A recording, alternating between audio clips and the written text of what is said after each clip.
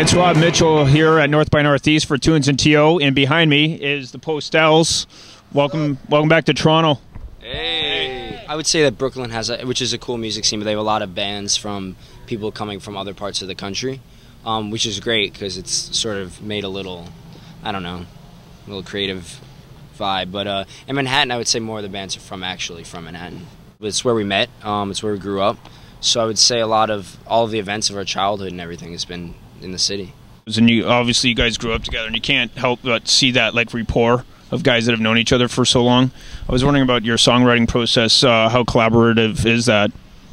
Yeah, it's really collaborative. We like to go in a rehearsal room and sort of just jam out songs a lot, and you know, usually I'll come up with some stuff alone, but the songs don't become anything until the band really works on it together and everyone puts in their little vibe and their little flavor. You have like this awesome classic rock sound. When you guys started, is that something that you guys wanted to sound, or did that evolve over the years, like of songwriting together? It definitely evolved from when we first met in high school, but when the Postelles started, which is sort of a reincarnation of some bands we had in high school, this was definitely the sound that we went for. It was pretty much the sound that we always wanted to have, and we just sort of were too young to go for it, so we finally did. That's cool. Yeah. You mentioned earlier working with Albert Hammond Jr. When you guys he worked on some songs, obviously on this LP. Anything you guys learned from him? Yeah, I would say David learned the most from him, just because Albert's a guitarist, and I didn't know how to play guitar, and then Albert taught me, so it helped a lot. He's a good teacher.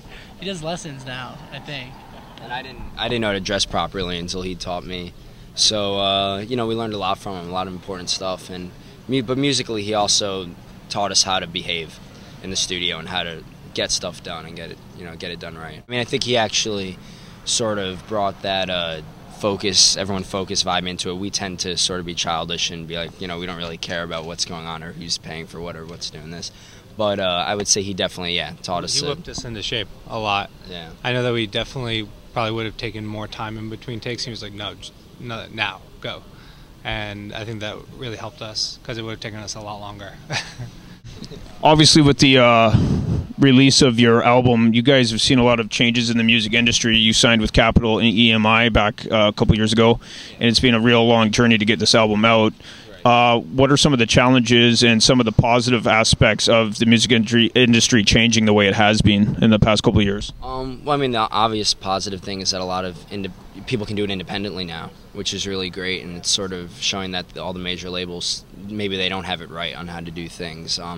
They sort of take out all the creative juices from a band, so that's an obvious positive. You know, bands finally get to go back to being creative and not having like ghostwriters and stuff like that. Well, how are you guys tackling, trying to get your music out and into the world and people to show up at shows and whatnot? Well, touring, I mean, obviously you do all that digital. I don't know all the sides of releasing and distribution, all that stuff, but I mean, we just like to tour. We love going around playing shows for people we never met, and I think that's the way we would go about it in a perfect world, and I guess we're doing it. Right? This is it, folks. We're the Postelles. Thank you so much. Up next is a secret guest.